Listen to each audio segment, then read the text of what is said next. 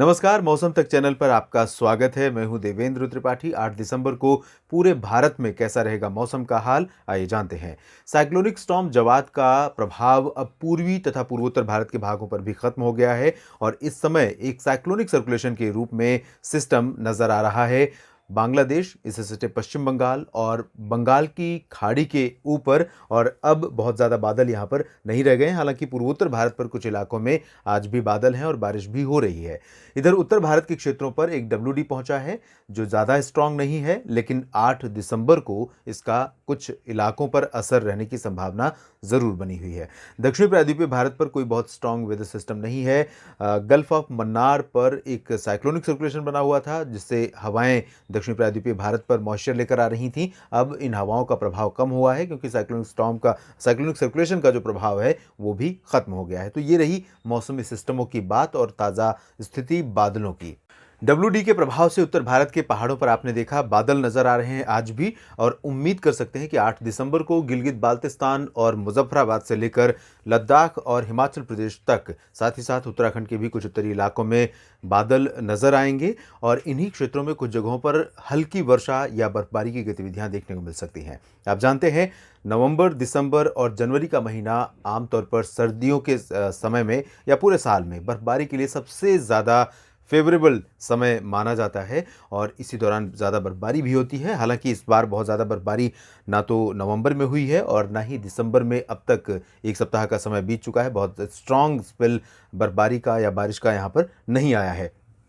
लेकिन इन भागों में कुछ जगहों पर उम्मीद कर सकते हैं बारिश और बर्फबारी की। श्रीनगर और आसपास के इलाकों में भी बर्फबारी हो सकती है। दक्षिणी जम्मू कश्मीर में, जिसमें कटरा, उधमपुर से लेकर जो निचला हिस्सा है दक्षिणी भाग, और साथ ही साथ हिमाचल प्रदेश का दक्षिणी हिस्सा और दक्षिणी हिस्सा उत्तराखंड का, इन भागों में गतिविधियां नहीं होंगी। मेनली ड्राई वेदर रहेगा और आसमान भी यहाँ पर साफ रहने की संभावना है। थोड़े बहुत समय के लिए बादल यहाँ पर जरूर आ सकते हैं।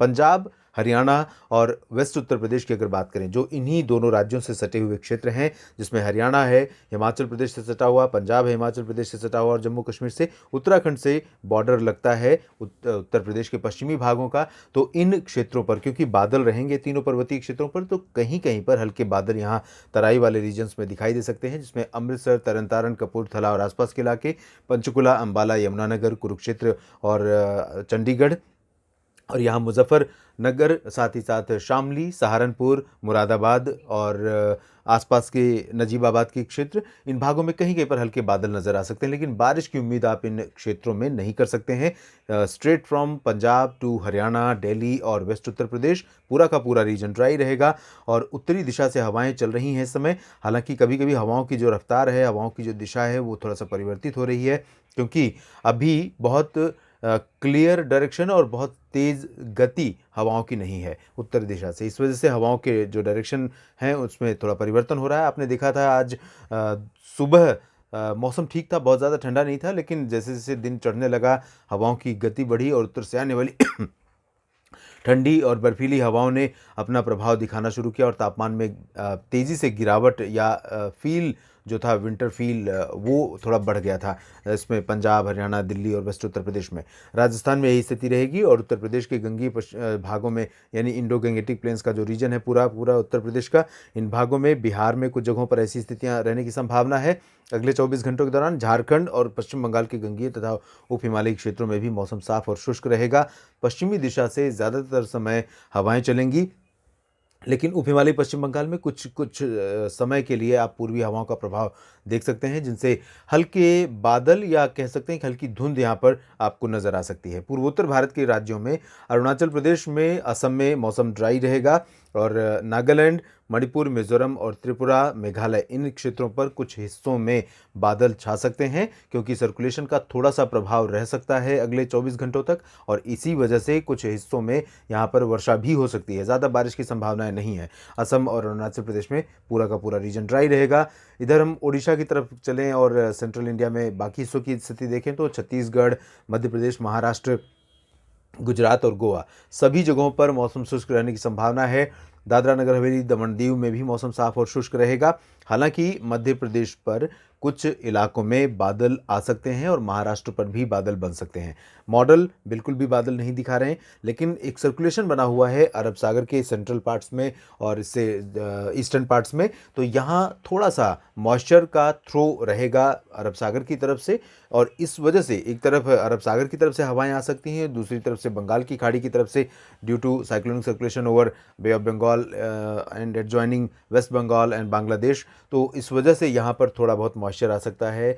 और उम्मीद ये है कि मध्य प्रदेश में सेंट्रल पार्ट्स में जिसमें विदिशा, अशोकनगर और भोपाल तथा सागर, सतना, पन्ना का क्षेत्र है, महाराष्ट्र में मध्य महाराष्ट्र और इससे सटा हुआ मराठवाड़ा का रीजन, इन भागों में कहीं कहीं पर लाइट रेन हो सकती है। और उसके बाद 24 घंटों के बाद ये जो बादल होंगे थोड़ा सा शिफ्ट कर जाएंगे पूरब की तरफ, तो विदर्भ में और पूर्वी मध्य प्रदेश में थोड़ा सा मौसम में बदलाव आपको 9 दिसंबर को नजर आ सकता है। दक्षिणी प्रायद्वीपीय भारत में गतिविधियां बढ़ रही हैं। आप ये देखिए, नॉर्थ ईस्ट मानसून यहाँ पर एक्टिव हो रहा है। अभी कोस्टल पार्ट्स तक हवाएं पहुंचनी शुरू हो चुकी हैं, काफ़ी प्रोमिनेंट हैं इन हवाओं का जो इम्पैक्ट है, और इन हवाओं का प्रभाव अगले 24 घंटों के बाद आपको दिखाई देना शुरू हो सकता है। लेकिन 24 घंटों के दौरान तेलंगाना में और साथ ही साथ उत्तरी तटीय आंध्र प्रदेश में कुछ स्थानों पर हल्की बारिश हो सकती है। सेंट्रल पार्ट्स में ओडिशा और दक्षिण छत्तीसगढ़ के भी कुछ हिस्सों में बारिश होने की संभावना रहेगी। अगर दक्षिण भारत में हम कर्नाटक की बात करें तो कोस्टल रीजन से लेकर साउथ इंटीरियर, नॉर्थ इंटीरियर सभी जगहों पर ड्राई वेदर रहेगा, क्लियर वेदर रहेगा, और रायलसीमा में भी मौसम शुष्क रहेगा। तमिलनाडु के भी आंतरिक हिस्सों में मौसम शुष्क और साफ रहने की संभावना है। पुदुचेरी और तटवर्ती तमिलनाडु के शहरों में कुछ स्थानों पर हल्की से मध्यम बौछारें गिरने की संभावना यहाँ पर है। तमिलनाडु, आप जानते हैं, नॉर्थ ईस्ट मानसून सीजन में सबसे ज़्यादा वर्षा वाला राज्य है, और यहाँ पर चेन्नई, पुदुचेरी से लेकर तमाम जो तटवर्ती शहर हैं, आंध्र प्रदेश के तटीय इलाके हैं, इन भागों में बहुत अच्छी बारिश होती रहती है, लगातार स्पेल जारी रहता है, और ऐसी बारिश हाल के समय में हुई है। अब यहाँ पर फिर से रेन पिकअप कर रही है, बीच में ब्रेक हुआ था तटवर्ती रीजन्स में, लेकिन फिर से पिकअप कर रही है, और अब यहाँ पर नॉर्थ ईस्ट मानसून तब तक चलता रहेगा एक्टिव इन भागों में, और बारिश होती रहेगी जब तक कि कोई स्ट्रांग वेदर सिस्टम बंगाल की खाड़ी या अरब सागर की तरफ से इन भागों की तरफ नहीं आता है। केरल में भी कई जगहों पर हल्की से मध्यम बौछारें गिर सकती हैं। लक्षद्वीप में भी बारिश होने की संभावना है। इधर अंडमान व निकोबार द्वीप समूह के क्षेत्रों में मौसम मुख्यतः साफ रहेगा। उत्तर से लेकर दक्षिण तक सभी जगहों पर मौसम साफ और शुष्क रहने की संभावना है। देश भर के मौसम पूर्वानुमान के इस बुलेटिन में इतना ही। धन्यवाद।